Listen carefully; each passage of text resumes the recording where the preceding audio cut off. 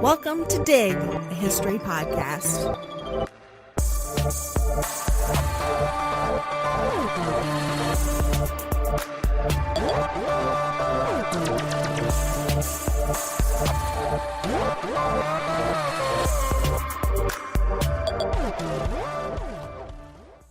The year 2020 was rough for a number of reasons. You know, pandemic, contentious presidential election, massive civil rights movement, you know, all in one stressful, crazy year. I'm sure I don't need to remind you. It was not that long ago.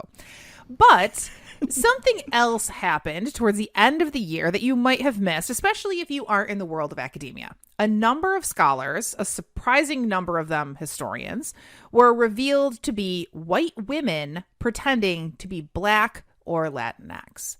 We all remember Rebecca Dolezal, the head of the Spokane, Washington branch of the NAACP, who was found in 2017 to be a white woman pretending to be Black. But in late 2020 came the revelation that scholars were doing the same thing Dolezal had done. Jessica Krug, a professor of Black Studies and scholar of the African diaspora, who claimed first to be North African, then African American, and then finally Afro-Caribbean, wrote a bombshell Medium post confessing to her false identity after another scholar, Yomira Figueroa, called her out on Twitter. Can I just interrupt to say, the more that I had to read about Jessica Krug or Jessica Krug's example for this episode, the more and more pissed off I got. Like, I had read about it before, but like I dove a little bit more deeply into it for this episode, and like, this lady. Okay, anyway. Yes. Shortly after Krug was outed, a graduate student named C.V. Vitolo Haddad was also called out in a Medium essay written by a graduate school colleague. Vito Haddad admitted afterward that they were of Italian descent, although they had claimed various racial identities over a series of several years. And not long after that, Kelly Keene Sharp resigned her position at Furman University after it was revealed that she was not, as she claimed, Chicana, a claim that it seems helped her to get a fellowship intended to enhance diversity on Midwestern college campuses. But there were more. A white male chemistry professor from the University of New Hampshire posed as a woman of color and scientist on Twitter to criticize everything from Black Lives Matter to campus activism. And he said afterwards that this was like his way of being able to like criticize woke college campus culture from the inside, because if like a Black woman was saying it, then it would be acceptable. A neuroscientist named Beth Ann McLaughlin spent years creating an elaborate fake queer Native American sexual assault survivor named Sciencing Bi on Twitter. She was also revealed to be, making this up this year. Why were all of these people pretending to be members of marginalized groups? LA Times journalist Aaron Aubrey Kaplan suggests that the answer might have something to do with white people wanting to find legitimacy in their positions in Black and Latinx studies. The most charitable reading of their passé noir is still a troubling irony, says Kaplan, that they are sincerely intentioned, empathetic white people felt that they could only serve Black consciousness by going undercover, slipping on a Black identity like a costume, end quote. Presenting themselves as people of color provided these scholars with a certain kind of social capital, not to mention access to programs designed to provide opportunities for underrepresented groups. Folks like Krug, Dolezal, Vitolo Haddad, and Sharp are not the first white people who pass themselves off as Black. White men have pretended to be Black to win in majority Black political districts or to find success in the jazz world. White women pretended to be fugitive slaves to sell abolitionist books. White men have passed themselves off as Native American to get cast in film roles. For these white folks, the benefits of being considered a person of color were based on the perception that minorities somehow have special access, abilities, or freedoms unavailable to white people, which is, of course, both wildly untrue and also oversimplified. In reality, whites passing as people of color is a manifestation of their inability to believe or inability to accept that there might be spaces and roles that might exclude white people. But historically, when blacks passed as white, it was not the same, nor was it just a way to land a job or garner some social cachet. When black Americans passed as white, they did so to try to slip free of structural racism, and the results weren't all positive. Today, we're talking about racial passing. I'm Sarah. And I'm Averill. And we are your historians for this episode of Dig.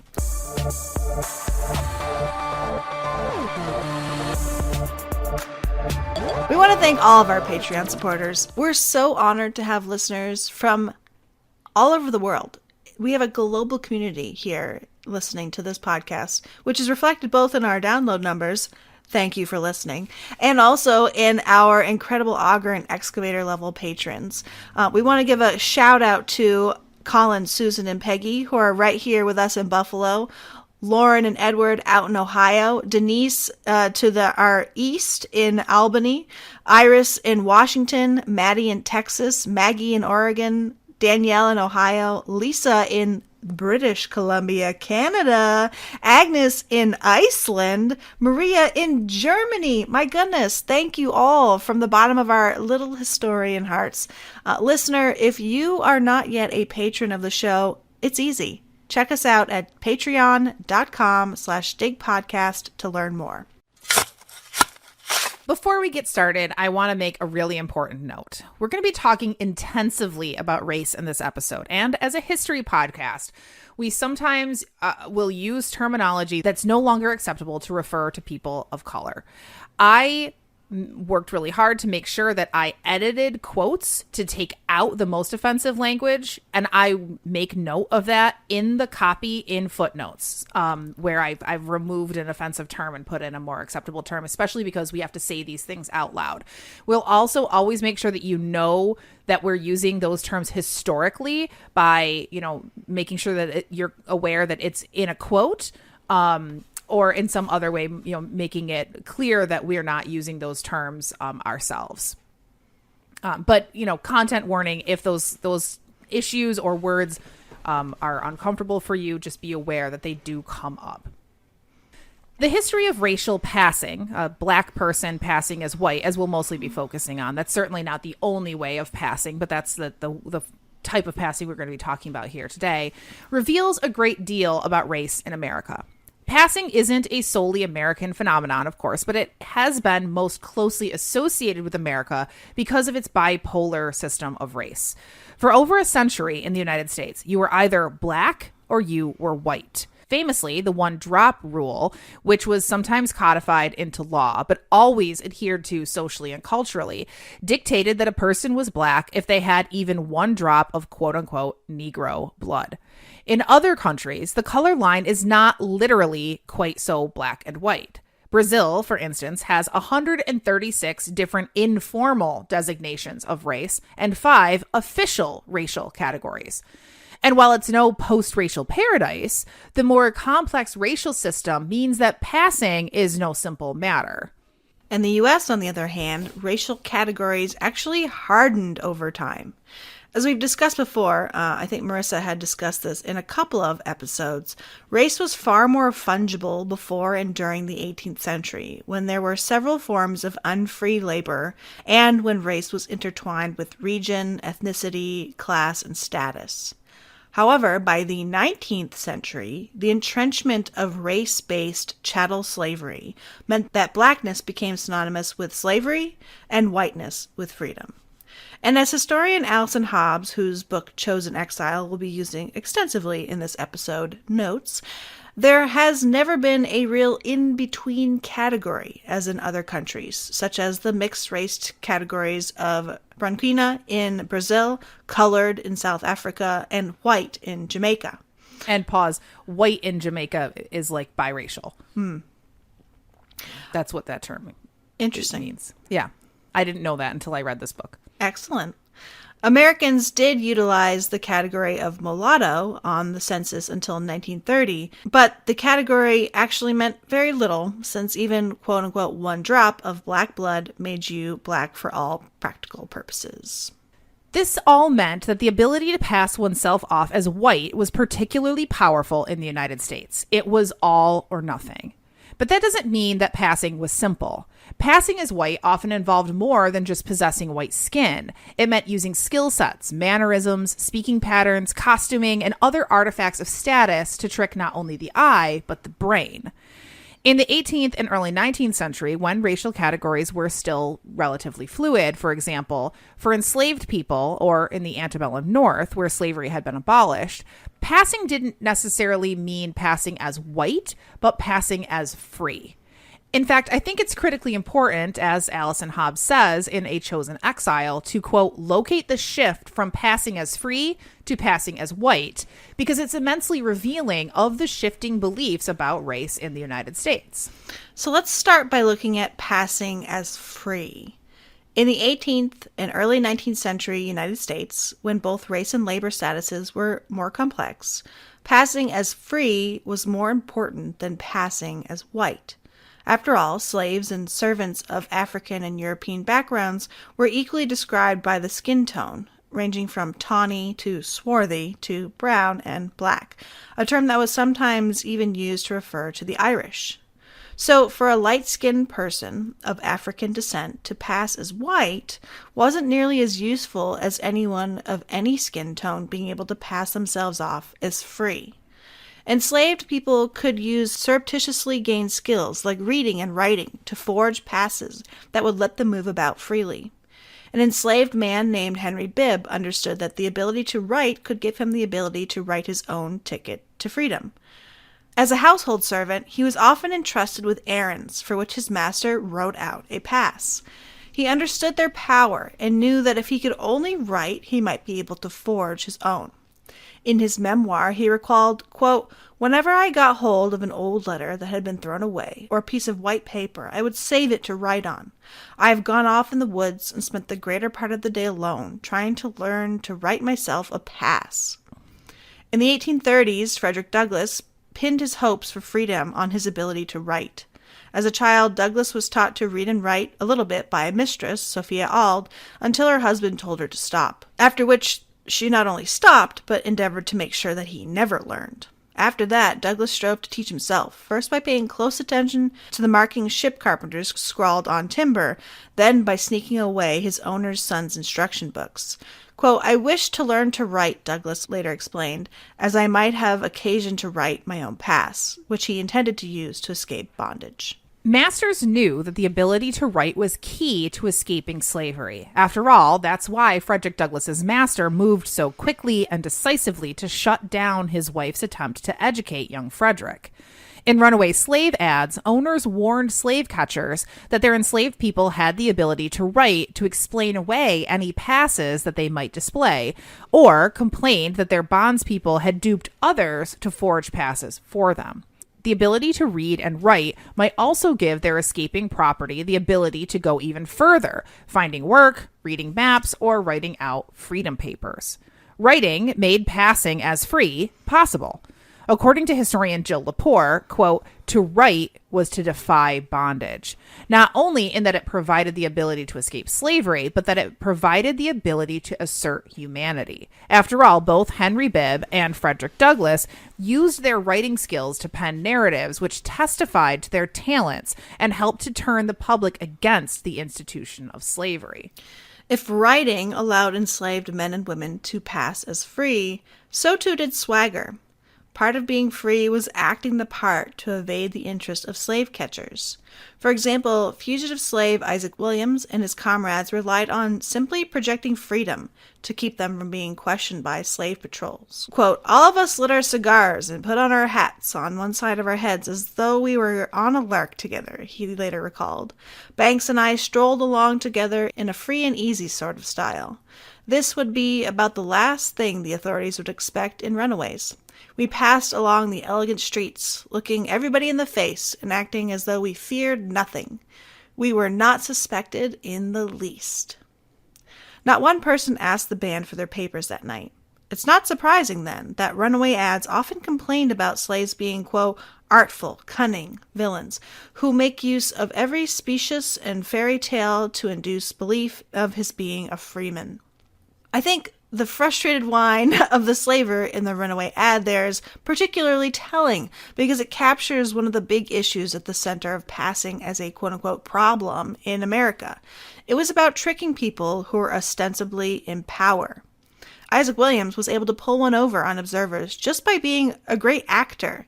And for Southern men, especially, who are obsessed with saving face, this was a profound insult. For more on this concept of the lie in Southern masculinity, see our episode on manhood in the Civil War era. We talk about this concept of the lie in that episode quite extensively because the antebellum South was a world of appearances, and if you were able to trick someone, especially to trick a white Southern man, that went beyond just being like, oh, you pulled one over on me. That was like a profound insult, and we discussed that much more extensively in that episode. But throughout the first half of the 19th century, the United States shifted from being a society with slaves to being a slave society, a process that inextricably linked black skin with servitude and whiteness with freedom. As skin color became the indicator of slavery and freedom, the ability to forge a pass didn't necessarily provide adequate protection. Instead, the ability to pass as white became a far safer way to escape. But as masters worried about black slaves being able to use light skin tone to pass as white and escape, abolitionists began to use the opposite fear, that darker-skinned whites could be mistaken as black and thus enslaved.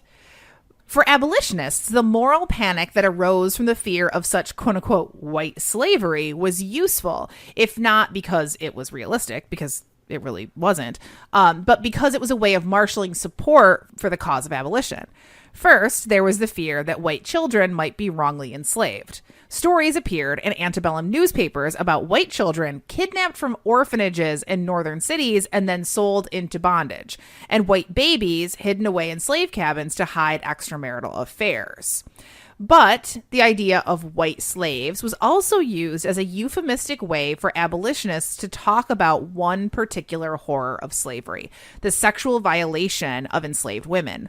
Light-skinned enslaved children, they pointed out, were proof of the immorality of slavery. Slavers could not only rape enslaved women or hold them as concubines, but also enslave their own children. Henry Ward Beecher, who boy, we have also talked about before. He's a major player in the Victoria Woodhull episode, so check that out. Beecher used the specter of innocent, ivory-skinned little girls on plantations to appeal to northern parents, asking them to imagine girls, quote, of sweet face, light hair, and fair as a lily, then warning them that, quote, as long as children who looked so white were enslaved, no white child was safe. So there's a lot going on there. Like there's a lot to unpack there, right? One, I think is really important to point out that like they're always referring to girls. Like I think every example of the white slaves that I saw in doing this research for this episode was a little white girl, which tells us a lot about, you know, the way that there was a fear about white femininity and how it was potentially under attack from both, you know, sexually aggressive Southern white men, but also from black men, right? And it was how dangerous and degrading it would be for them to be raised in this system of slavery. But I think there's also something in there about colorism. Yeah. And I mean, I'm not a historian of America or American racism by any means, but I imagine that there is some sort of connection here between our contemporary colorism, because it tends to be focused on women and their lightness or darkness, right? And beauty standards having to do with lightness versus darkness. Yes. And not on men, right? Oh, certainly. I think that there is definitely a really important link there. And I think it's interesting that we're having this conversation right now because just this week, I don't even know if you saw this. I wouldn't have seen it except one of my students shared it with me. A local morning show Yes, got embroiled in this conversation about the level of attractiveness of various women of color as compared to their skin tone, like toast. That if that sounds really confusing to you, listener, it's because it's really stupid and confusing in real life. It's essentially, they were saying, like, if you were interested in women of color, how would you compare your level of interest as it compares to the color of toast? Am I describing that Yeah, correctly? pretty much. So, like, the higher the number, the darker your toast.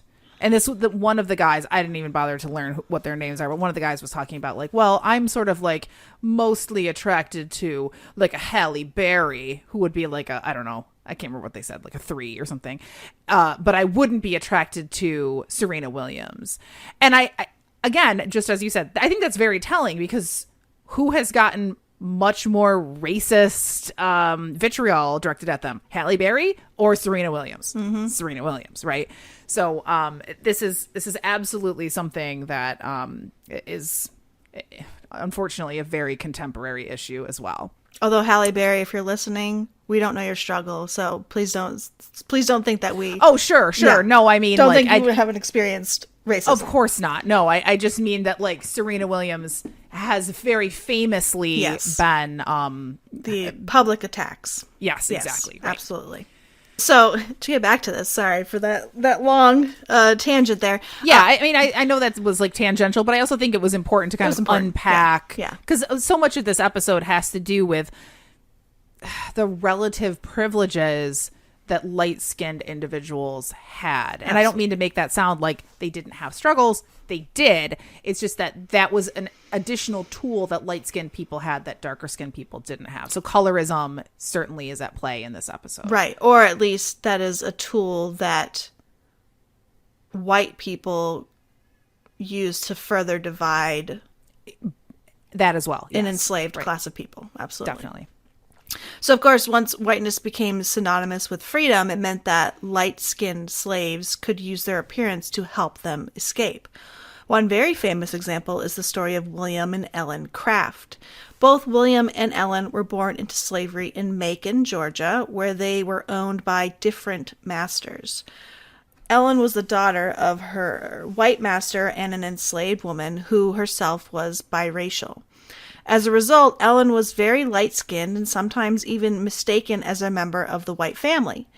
As a child, this meant that she was a constant source of embarrassment to her mistress, who saw her as a reminder of her husband's sex, likely non-consensual, with an enslaved woman. When Ellen was only 11, her mistress seized the opportunity of her daughter's wedding to send Ellen away as a wedding gift, separating her from her own family in the process. Ellen's new master bought a half interest in a boy, William, when he was auctioned to pay for his former master's gambling debts. Almost a decade later, Ellen and William jumped the Broom in 1846. William and Ellen almost did not marry. For a few years, instead, they tried to figure out ways that they could escape before marrying, largely because Ellen, and I think probably to a certain extent William too, couldn't bear the thought of having children while enslaved. In their memoir, which, as I understand it, is credited, like it is written by William and Ellen Craft, but I think it's largely accepted that William did most of the writing, and it's from William's perspective. William wrote in the memoir, quote, "My wife was torn from her mother's embrace in childhood and taken to a distant part of the country. She had seen other children separated from their parents in this cruel manner, that the mere thought of her ever becoming mother to a child to linger out a miserable existence under the wretched system of American slavery appeared to fill her very soul with horror. And how could it not, right? But it soon set in that escape was probably impossible for William and Ellen. They were in Georgia and 1,000 miles from the closest free state. There was no way to simply run away and evade slave catchers and their hounds for 1,000 miles. So instead, they married and spent the next 2 years working and plotting to find a safer and more practical means of escape. Finally, William hatched a plan that hinged on Ellen's light skin. But Ellen couldn't just pretend to be like a free white woman and like walk out of Georgia, at least not with William. An unaccompanied black man and a white woman wouldn't just look suspicious, they would look scandalous. So they would actually draw more attention. So instead, William reasoned that Ellen could dress as a man and pretend to be a traveling invalid gentleman accompanied by William posing as a body servant. They decided to leave at Christmas time, when it was somewhat common for masters to provide slaves with passes to visit family. With passes and the excuse of visiting, they figured that they could delay notice of their escape long enough for them to get a safe distance away. The plan required Ellen to use more than just her skin to pass. She needed to look the part. This meant acquiring a gentleman's clothes over a period of months, hiding them away, cutting her hair, and saving money for a pair of glasses to hide her eyes. But then they also realized that as much as she might look like a respectable white gentleman, she also had to play the part.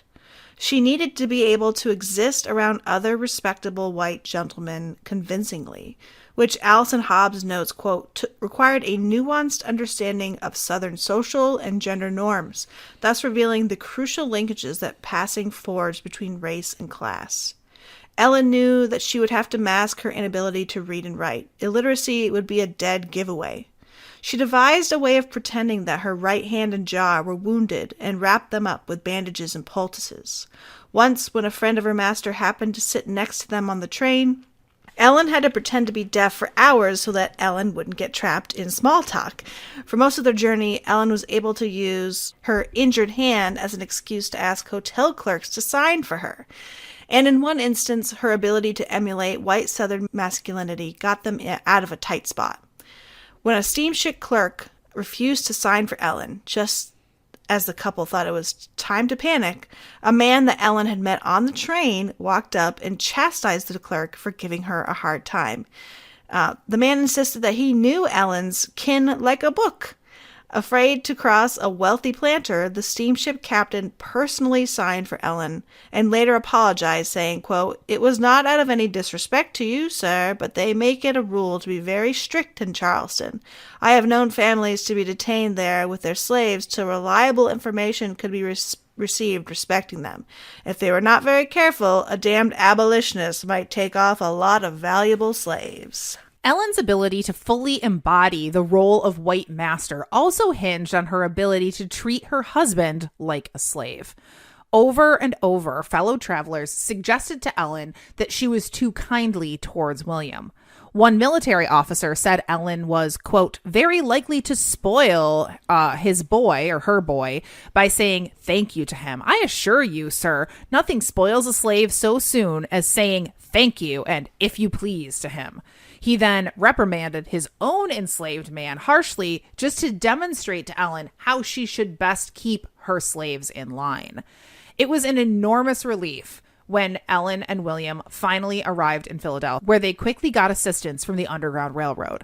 In 1850, when the Fugitive Slave Act again put their freedom in jeopardy, they moved to England, where they lived safely until after the Civil War.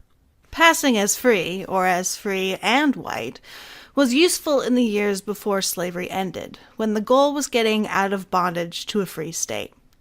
People with all different skin tones could use a variety of means to pass as free. But after the 13th Amendment ended slavery, Americans became more focused on policing the color line than ever before, which made passing as white the only remaining option. Now, literal freedom wasn't the only goal. Instead, it was the social freedom that whiteness could offer. And to be clear, we do mean Americans there, because racism was not limited to the South. In some cases, light skin gave a person the choice to live as either black or white. This decision was highly personal. Take, for instance, the children of Thomas Jefferson and Sally Hemings. Jefferson and Hemings had 6 children, of whom 4 survived: Beverly, Harriet, Madison, and Eston. All 4 were freed in one way or another. Harriet and Beverly, quote unquote, ran away, likely with Jefferson's permission, in 1822. In 1826, Jefferson's will allowed for the freedom of all 4 of the Hemings children upon their 18th birthday. And as an aside, Annette Gordon-Reed argues that this was likely the fulfillment of a promise that he had made to Sally Hemings when he persuaded her to return to Virginia with him from Paris in 1789, because she could have, since slavery was illegal in France, she could have stayed in France and lived as a free woman, but she didn't, and she came back to Virginia pregnant. By the 1830s, 3 of 4 of the Hemings children lived as white people. Only Madison continued to identify as Black. Now, this made sense. Their mother, Sally, was only 1/4 African American and was described during her lifetime as, quote unquote, mighty near white herself. His descendants, Madison's descendants, also identified as both white and Black. In fact, one of Madison's sons, Thomas Eston Hemings, fought in the United States Colored Troops, while another, William, fought as a white man in the Union Army. Like, is that not just totally amazing? I could like read about the Jefferson Hemings family forever. It's like, it just absolutely never gets old. And I'll just add that I did find a somewhat shady reference to another one of Madison's sons serving in the Confederate Army as a white man in the Confederate Army, but I wasn't able to find any real good proof of that. So, I didn't include it as like something that's accepted. There's a rumor or there's a suggestion that happened, but I don't know whether or not it's true. I would say probably not. Eston moved to Wisconsin, where he changed his last name to Jefferson and lived as a white person. At least for Beverly and Harriet, being white allowed them to slip away into free society. In Madison's 1873 recollections, published in an Ohio newspaper, Beverly and Harriet used their whiteness to shed any connection to Monticello. For example, Madison says this about Harriet, quote, "She thought it was to her interest on going to Washington when she ran away from Monticello to Washington, D.C., to assume the role of a white woman. And by her dress and conduct as such, I am not aware that any identity as Harriet Hemings of Monticello has ever been discovered." And from all the evidence that we have, Madison never heard from Harriet again. Harriet quite literally just slipped away, and there is no kind of historical record about her or really much of anything about Beverly either. One thing that I find fascinating about the Hemings children is how they each forged their own identities, defining for themselves whether they were white, Black, or both, defining whether they were the child of Thomas Jefferson or just another free person. Some of them, like Madison, spoke extensively about the fact that he was Jefferson's child, right? He claimed him publicly. Eston renames himself Jefferson, right? Eston Jefferson instead of Eston Hemings. The other two just kind of slipped away and never discussed it, as far as we know. So it's really complex, and it shows just how complex these decisions about how to identify for mixed race people in the 19th century could be. Yeah. And we don't have records that can tell us exactly why Beverly, Harriet, and Eston all ultimately decided to be white. But we could probably assume that at least to some extent it had to do with their ability to earn a living in a white world. Well-paying jobs were almost entirely closed to Black Americans, whether they lived in the North or the South. And passing as white could mean the difference between struggle and comfort. Because good jobs were almost entirely restricted to white people, Allison Hobbs points out that when Black families said that a family member had a white-collar job, it was often a way of also admitting that they were passing as white. And for some Black Americans, this meant that they only pretended to be white during working hours in what Hobbs calls 9-to-5 passing or tactical passing. In fact, some didn't even really actively pass, but instead allowed whites to assume what they wanted about their heritage. Anita Hemmings, no relation to those of Monticello, allowed her professors and classmates at Vassar to assume she was white and wasn't discovered to be black until just before graduation. The faculty decided at the last minute to let her graduate, making her the first black woman to graduate from Vassar. It was a point of hilarious pride to Henry Park's family that he was, quote, the only colored fireman in New Haven because he neglected to mention his race when in the hiring process. Barrington Guy, a singer, dancer, and actor, enjoyed great success in vaudeville until 1939 when he was outed as black. Until then, Guy explained, quote, folks thought I was white and I didn't enlighten them. In fact, Guy also used another tactic some black Americans used to suggest that they were of color but not black. He claimed his father was from India. This tactic could also help black Americans get out of uncomfortable or even dangerous situations. Writer and activist James Weldon Johnson allowed white fellow train passengers to mistake him as Cuban because of his Panama hat. Soon they were chatting and sharing a flask of whiskey. For others, passing wasn't a temporary measure, but a new state of living. After she graduated from college, Elsie Roxborough, daughter of a wealthy Detroit family, decided to pursue a career as a model and screenwriter, but wasn't able to find work in California as a black woman. So she dyed her hair red and moved to New York, where she passed as white. In 1937, she wrote to former boyfriend Langston Hughes that she, quote, intended to cease being colored. In New York, she became well known as Mona Monet, even as Black Detroit newspapers reported on her incognito life passing. So, like, in New York, she was white. In Detroit, the conversation happening in black newspapers was, Elsie Roxborough is pretending to be this white woman named Mona Monet. So it's like a weirdly open secret. Yeah. But Roxborough, or Manet, as she went by for most of her working life, did not make it long in New York either. Sadly, in 1949, she was found dead in her apartment of a drug overdose.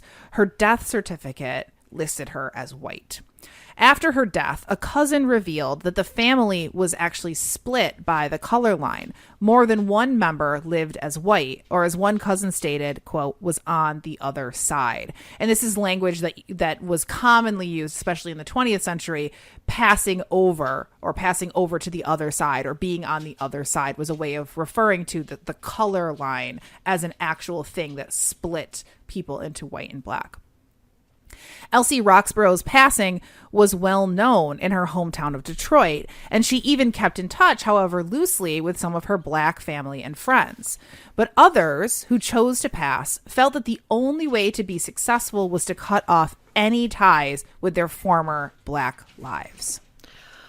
Hobbs also tells the story of Ernest Turrigano, a black railroad porter who worked traveling between his home in New Orleans and San Francisco.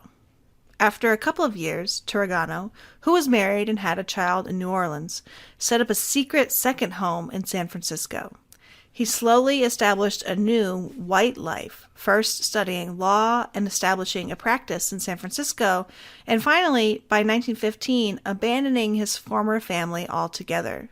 He never contacted his wife or daughter again, who assumed he was dead. He came to describe himself as a French Creole, married a white woman, and became a very prominent bankruptcy attorney. The story would be wild enough if it ended here, but it gets more complicated. In 1957, Ernest Turrigano died, leaving only one heir, his abandoned daughter, Gladys. Gladys had no idea her father had even still been alive until her aunt, who Turrigano had remained in touch with, told her the truth. So Gladys went about trying to claim her inheritance. Ultimately, the court ruled against her, despite an overwhelming amount of evidence that showed she was Ernest's daughter. The testimony of her uncle, who also lived as a white man, trumped any evidence presented by a black woman, and it was Alfred who ended up with Ernest's estate. And just like to add insult to injury, the court actually gave Gladys a settlement of $1 and gave the rest of the estate to Ernest's brother Alfred, who also had passed his entire life. Yeah, it's a wild story that when this happened in 1957, this made like national headlines. It was a scandalous story of someone who passed under everyone's noses. So, passing as white might bring more social freedoms, but it also brought pain and disconnection. Civil rights activist Mary Church Tyrell wrote an essay, the date of its publication is unknown, that laid out the complicated nature of passing as white. It was tempting, and understandably tempting, she wrote, but it resulted in broken families and the perpetuation of white supremacy. She knew a young woman, she wrote, who was light-skinned enough to pass as white. She writes, quote, "She married a young physician who could also pass for white.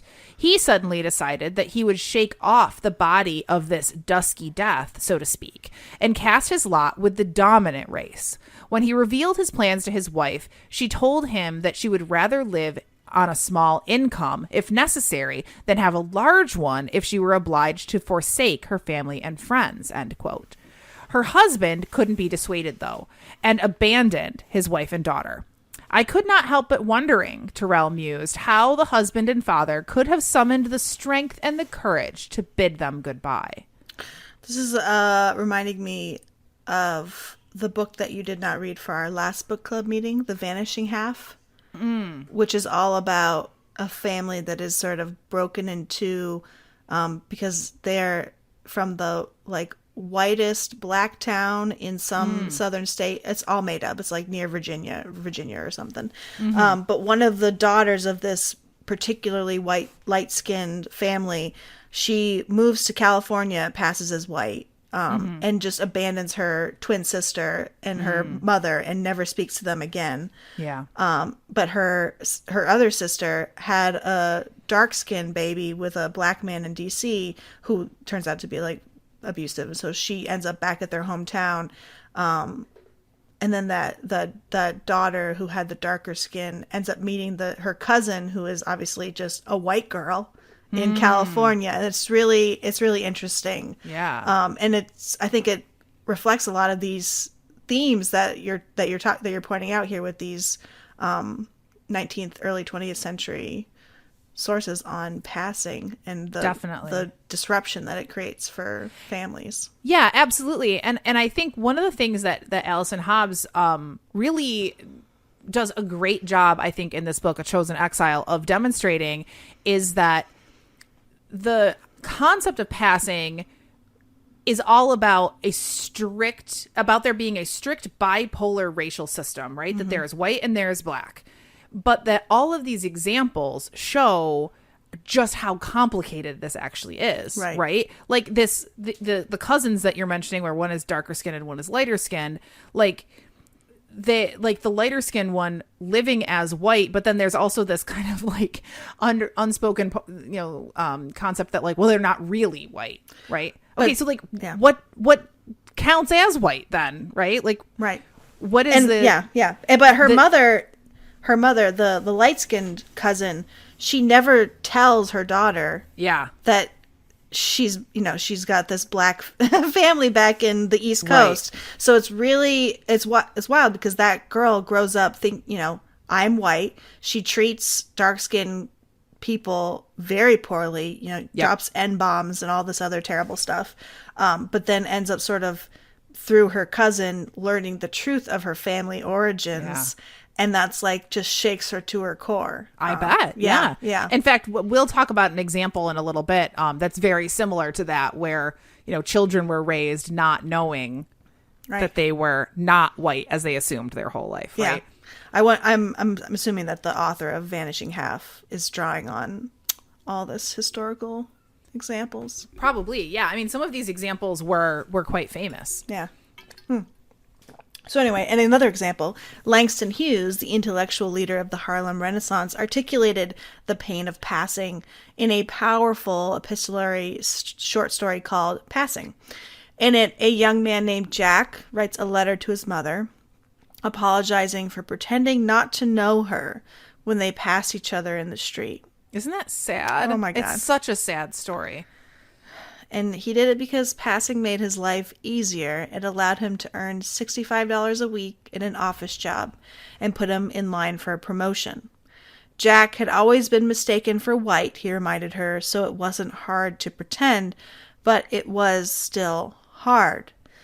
Ma, I felt mighty bad about last night, Jack writes to his mother. The first time we'd met in public that way. That's the kind of thing that makes passing hard, having to deny your own family when you see them. And that story is sad also. I mean, it's just tragic. But one of the things that I think is saddest about that story is that he keeps revealing that it was his mother who encouraged him to do this, even if it meant cutting off ties with her, because she knew the opportunities that it would open up for him. Which is, unfortunately a major part of why people chose to do this. The early 20th century wasn't only the age of Jim Crow. It was also the age of eugenics. Suddenly, the American obsession with policing the color line became even more hysterical as the old adage about one drop was taken more literally than ever. Within the eugenic scientific framework, even one drop of black blood would corrupt an otherwise fit white bloodline. But it was hard to identify who was really white and who was really black. In her essay that we mentioned before, Mary Church Tyrell gives several examples where those charged with enforcing the Jim Crow segregation laws on trains got it disastrously wrong. And she's so sarcastic and sardonic in this essay. It's just fantastic. She writes this. Quote, this very difficulty of distinguishing between white and colored people has caused several railroad companies to part with considerable cash. In one southern state a few years ago, a wealthy white woman with a rich olive complexion was forced to take a seat in the Jim Crow car because the conductor told her that he knew she was colored and he was hard to fool.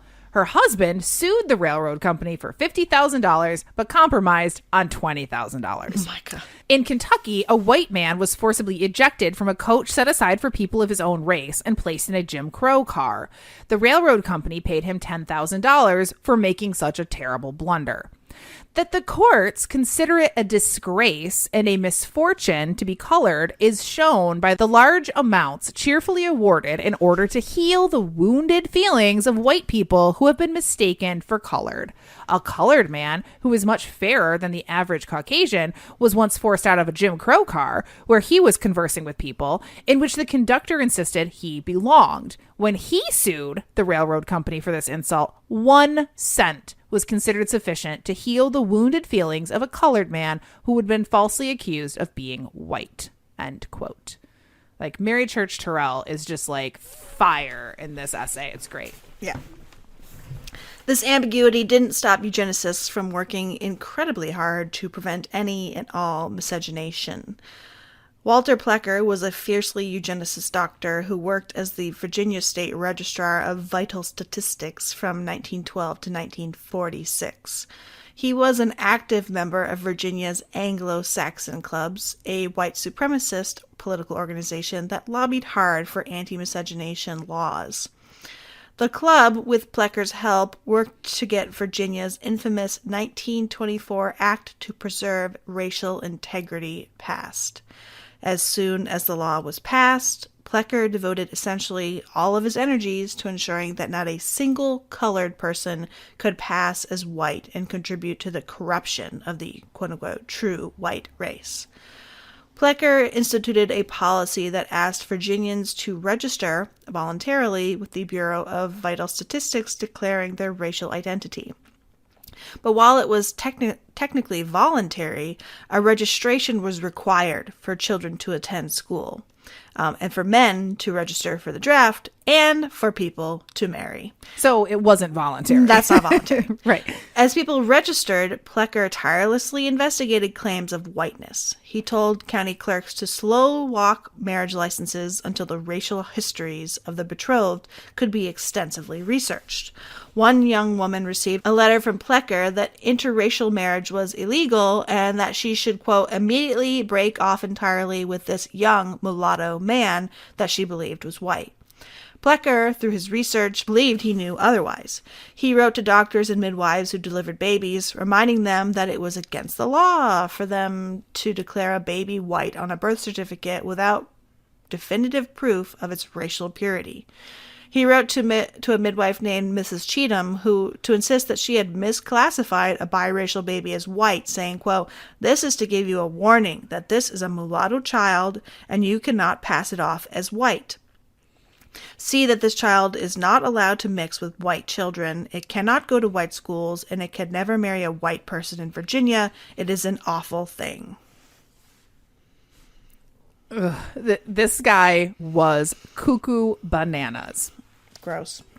This was just a single-minded mission that he had. I mean, he just worked tirelessly to do all of this essentially by himself.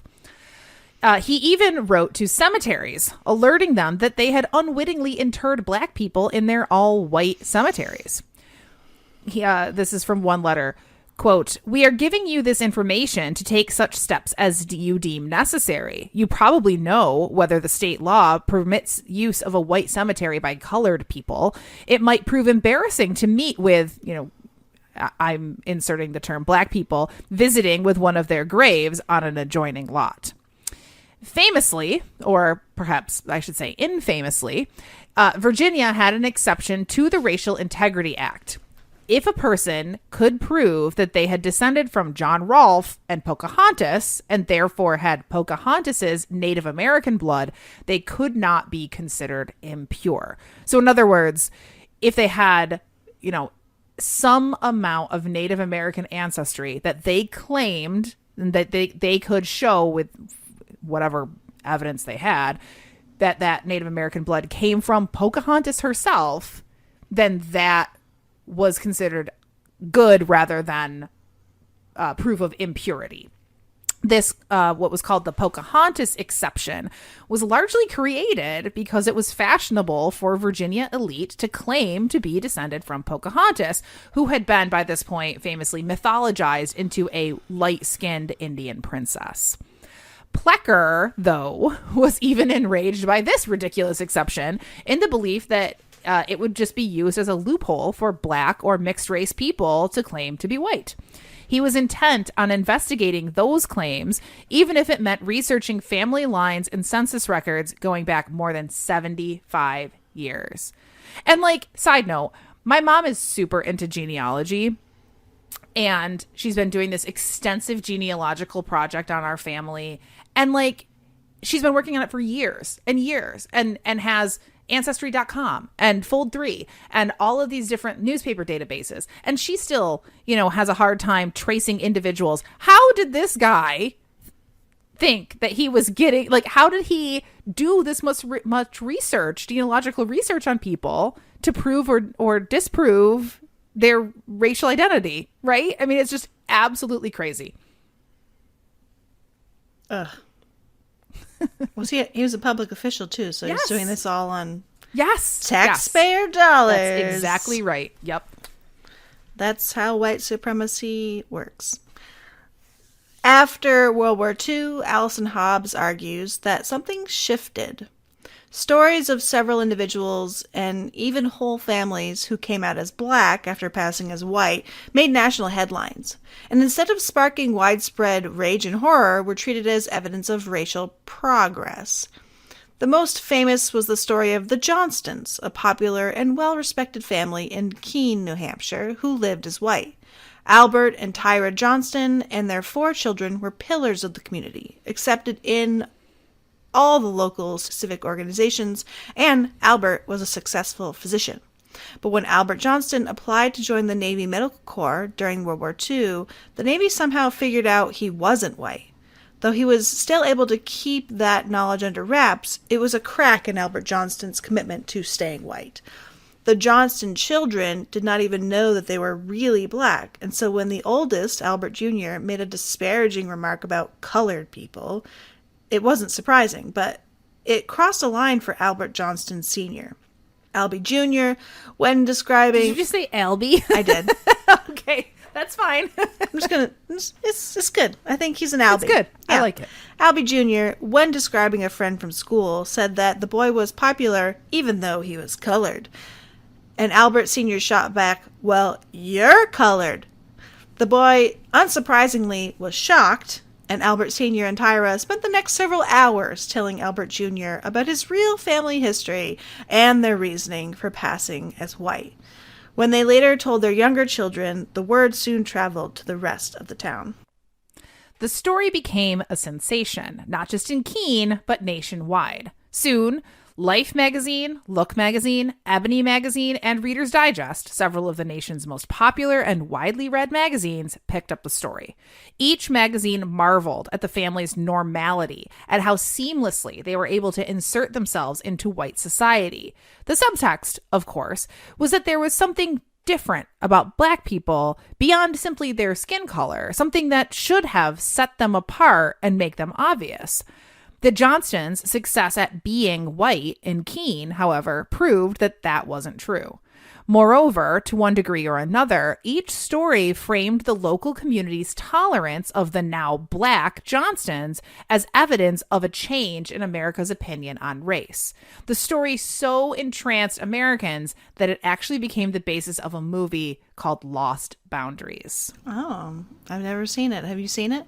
No, I have not, but now I kind of want to. Apparently, yeah. There's a scene in it that's fictionalized. I guess the thing or the story follows the story that we just told very closely, but that there's a scene that they inserted where LB Jr. is now wants to understand Blackness, right? And so where else would you go to understand Blackness? He goes to Harlem. Good, but yeah. Harlem is this den of crime and iniquity, and so he has this there's this scene where it's him reckoning with Blackness, but all the depictions of Blackness are bad, right? So it editorializes in a way that is not necessarily good. Yeah, interesting. The reality wasn't so rosy as the Lost Boundaries, I guess, depicted, although I don't know if that scene is particularly rosy. It's certainly not as rosy as the magazines depicted. Right, okay. So Albert Sr. lost his job at the local hospital, though he did continue in private practice successfully for decades to follow. Another part of the story that the magazines didn't really cover was that Albert Johnston became more open in his civil rights activism. In a speech to an NAACP branch in 1949, Johnston said that he and his family's experience was proof that racism could be defeated. Quote, "When one person through intimate social contact understands another, his weaknesses and virtues, prejudice breaks down." In the years that followed the Johnstons' coming out as Black, personal essays about the refusal to pass became increasingly common, especially in Black newspapers. It's no coincidence, I think, that this coincided with the growth of the civil rights movement in the 1950s.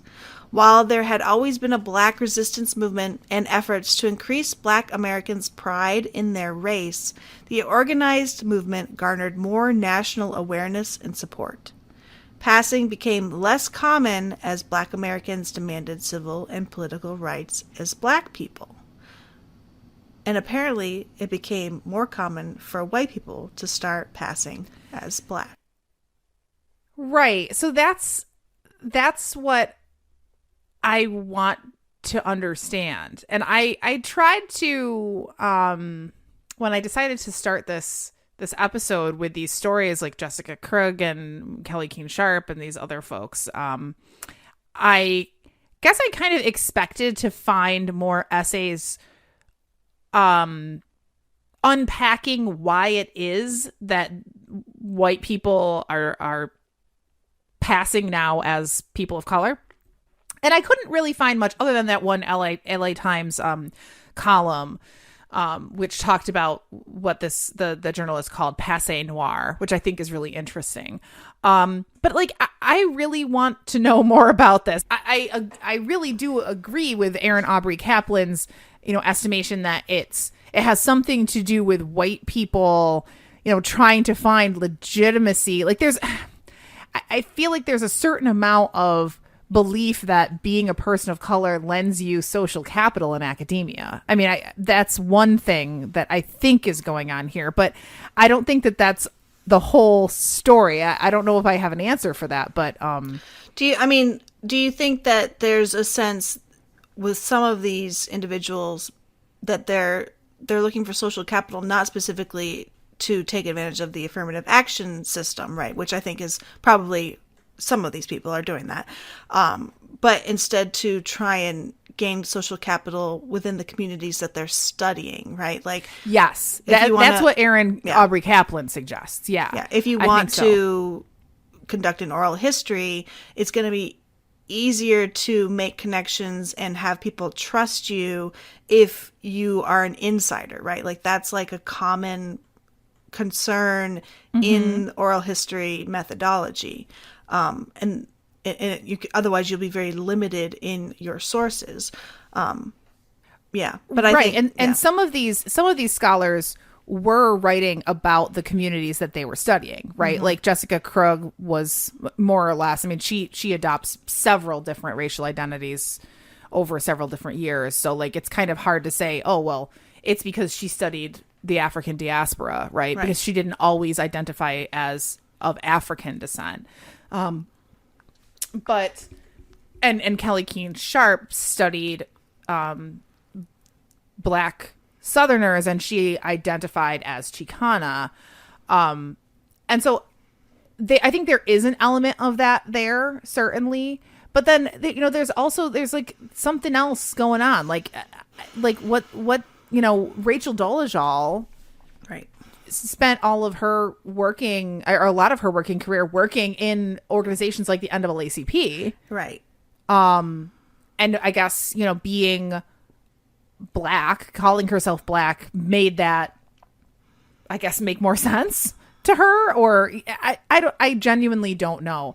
But I think there's something really, obviously something really gross, but also something really indicting about the fact that there is a long history of passing in the United States, right? And that is a painful history, a history that was made necessary by white supremacy. Because of by white supremacy, because of white supremacy, because of Jim Crow and these segregation laws and things like that, and that now, or in Keene, New Hampshire, right? Keene, New Hampshire is not a slave state. It's not a Jim Crow state. Right. It's a white New England state. That's exactly where right. Whiteness is privileged. Right. And that's why I tried to make it very clear that this was like happening in America, not just in the South. Right.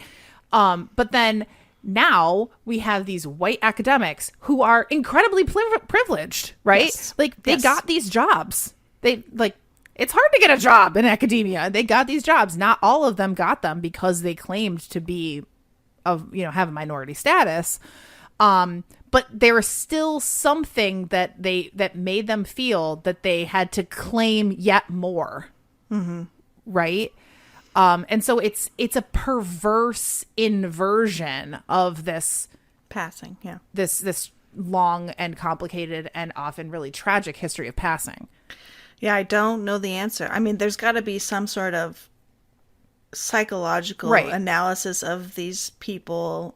It starts as a little white lie, right? Right. And then snowballs, again, another white analogy, into an identity that has become part of who you are as an academic. It helps you get awards, right? Like advance in your career. Yes. And then what do you do, right? Exactly. Right. Yeah. Yeah. Yeah. And I think that there's also, at least in the case of, I think Vitolo Haddad to a certain extent, but certainly in the case of Jessica Krug, there's also a super racist belief that by embodying someone of color, they can act in ways that would be unacceptable for a white person, right? So like in Jessica Krug's example, I mentioned at the top of the episode that I was like super grossed out by having to research more about her because it just gets worse the more you look into it. One of the reasons I said that is because there's a video of her like earlier in 2020 testifying before some New York City board of something, talking about health of Latinx communities in New York City or something along those lines. And she is portraying like the stereotypical, Latin woman, right? Like the kind of loud, in your face, sort of big gold earrings in this really offensive way now that you know that she's white, right? That she just she just kind of stepped into a stereotype. It's blackface, right? I mean, that's what it is. And so it's a way of functioning in the same way that blackface functioned in minstrelsy, where it allowed white people to take on these exaggerated stereotypical depictions of black people as, silly and stupid and funny, in order to kind of, I don't know, get some sort of thrill and attention out of that, right? Yeah. It's gross. And I mean, obviously, while the laws are different and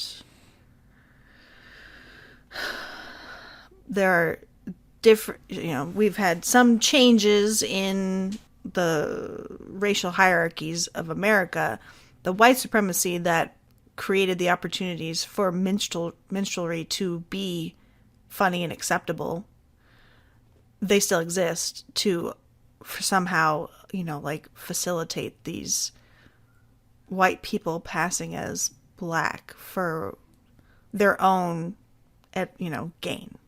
Right. In some way. Yeah. Gross. Yeah, absolutely.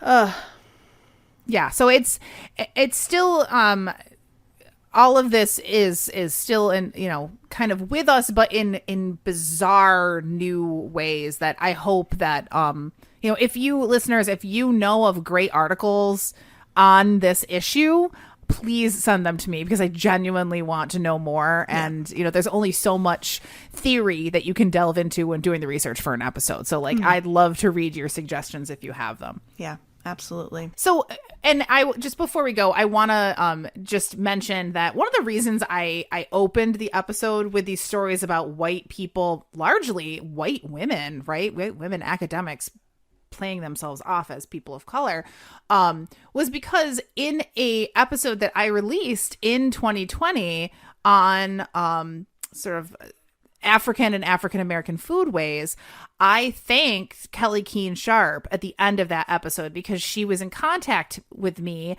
when I was researching, telling me about her forthcoming work. And I mentioned several times how great her work was and how you should, people should reach out to her and pick up her book.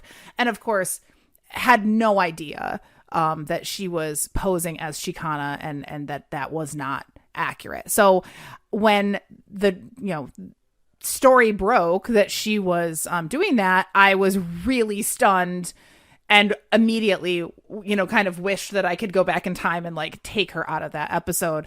And so, it also raises the question of what do we do with the scholarship of these people, right? Because it's probably good scholarship. What do we?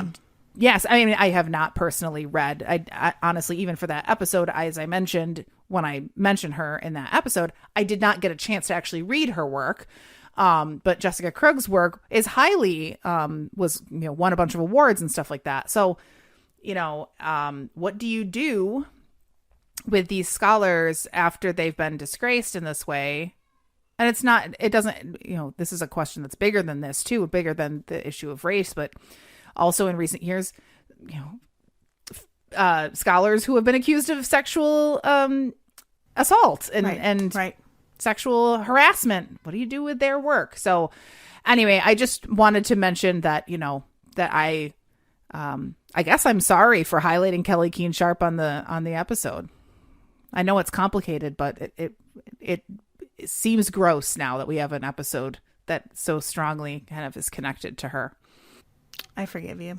I think it's knowing more about an author just means that you can now look for their biases more sharply in their work, right? So if